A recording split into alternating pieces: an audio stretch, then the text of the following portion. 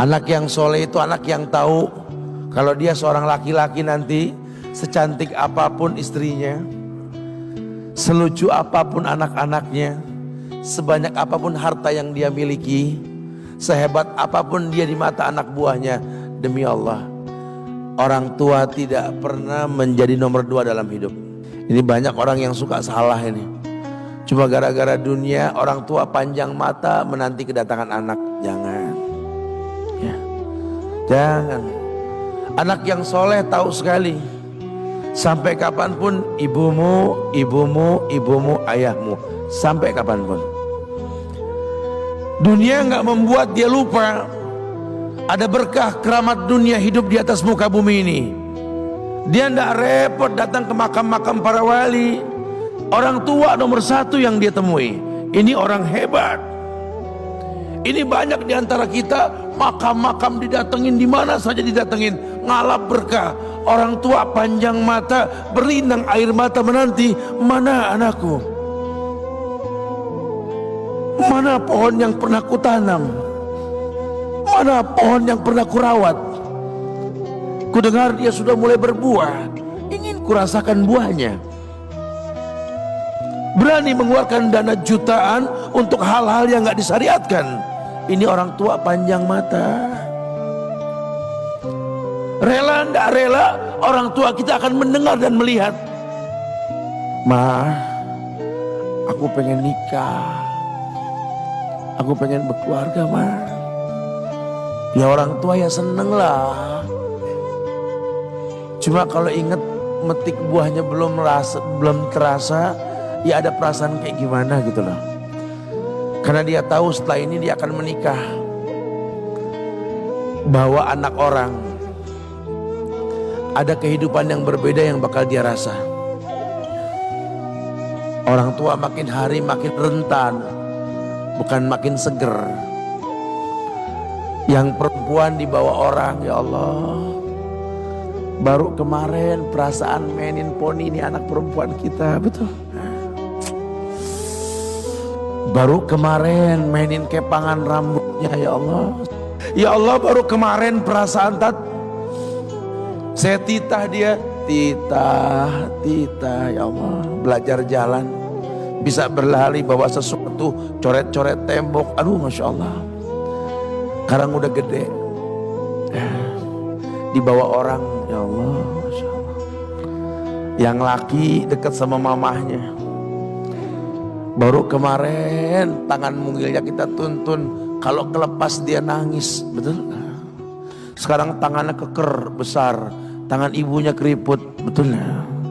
Mau nangkep tangan anak pun sudah mulai susah. Membawa anak orang datang dengan gagah, cium tangan, cipika-cipiki, udah. Ma, kita jalan dulu Ma ya. Udah Mama, udah. Digandeng tangan kekasihnya, dirangkul pundaknya. Ini anak laki ndak tahu ibunya kayak diiris-iris jantungnya. Dia lihat tangannya yang keriput, ya Allah. Udah berapa lama tangan ini nggak dibawa sama anak ini? Udah berapa lama tangan ini nggak digandeng sama anak saya?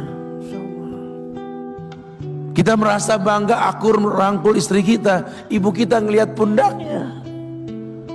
Udah berapa lama pundak ini gak dirangkul seperti itu, ya Allah. Dulu aku berdandan secantik-cantiknya, ku dandankan anaknya, ku bawa di hadapan kawan-kawanku bangga. Lihat anakku. Tapi dia gak pernah berdandan rapi membawa aku ke hadapan teman-temannya. Lihatlah ibuku. Ibunya sudah kebayang, ya Allah, ini anak bakal minta nikah sebentar lagi. Yang wajar kalau orang nanam pohon pengen metik buah, wajar. Ini buah belum terasa, pohon sudah mau dibawa, kebayang tidak? Ya Allah. Mulai dia kebayang. Sehingga rasa-rasa seperti ini menjadi tumpukan rasa di hati orang tua kita, yang nanti pada akhirnya dia pun bakal kembali ke hadirat Allah, kita pun bakal kembali ke Allah, betul? Sementara yang namanya kemuliaan datang dengan cara sabab yang benar. Ridallah fi ridal walidain wa sukhtullah fi sukhtil walidain. Ridanya Allah ada di ridho orang tua, murkanya pun sama. Karena semua ibadah yang dia lakukan berujung pada surga. Dan yang paling gampang ketika dia mau menaklukkan dunia, demi Allah, berkah orang tua dulu yang dia ambil. Ini dirasa oleh orang mulia yang Nabi katakan, innahu min ahlis sama, innahu min ahlis sama. Manhu? Siapa dia?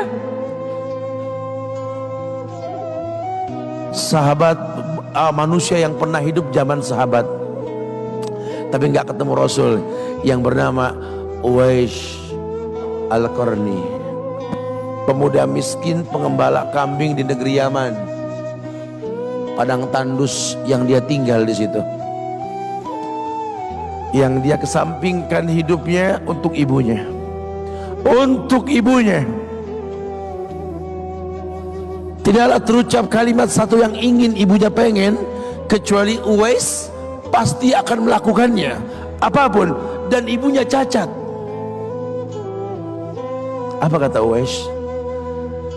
Tidak akan pernah terlontar kata dari mulut ibuku kecuali kan kulakukan yang dia inginkan. Masya Allah.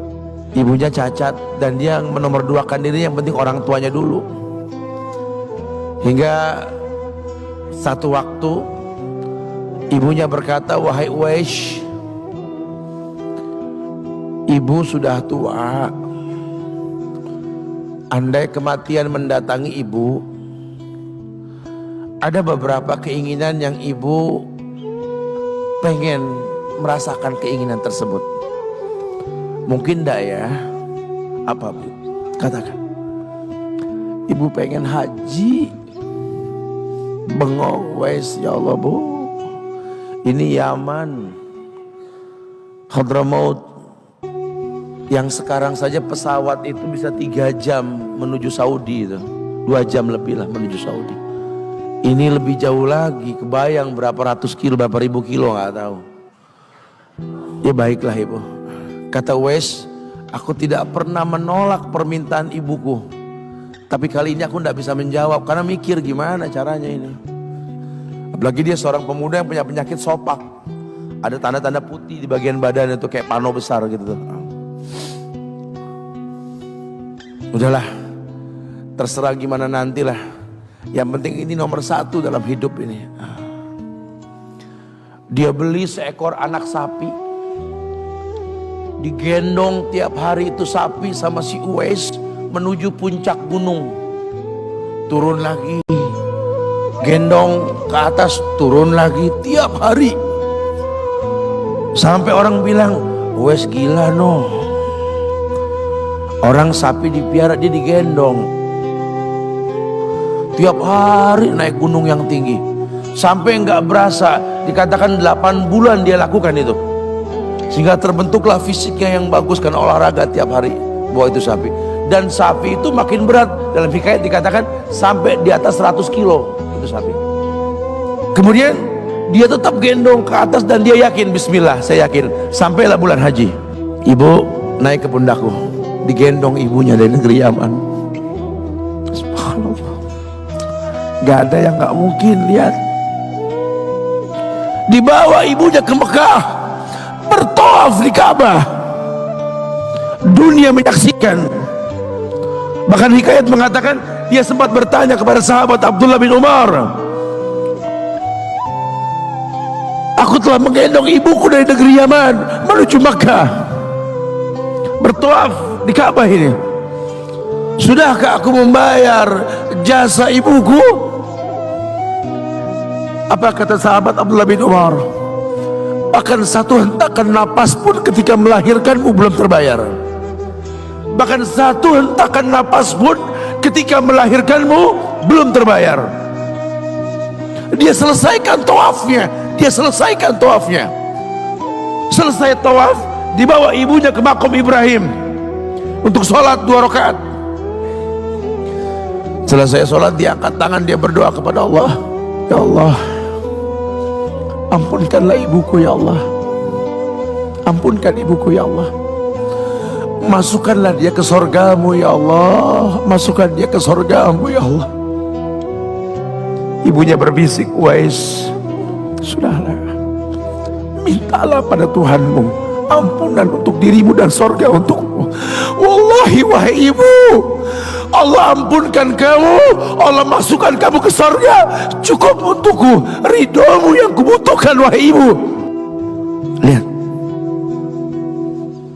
manusia saleh, hasil doa Rabbi habli minas sholihin. Lihat, makanya ketika Nabi mengatakan innahu min ahli sama, ini manusia penghuni langit, Umar, Ali, temui Uwais.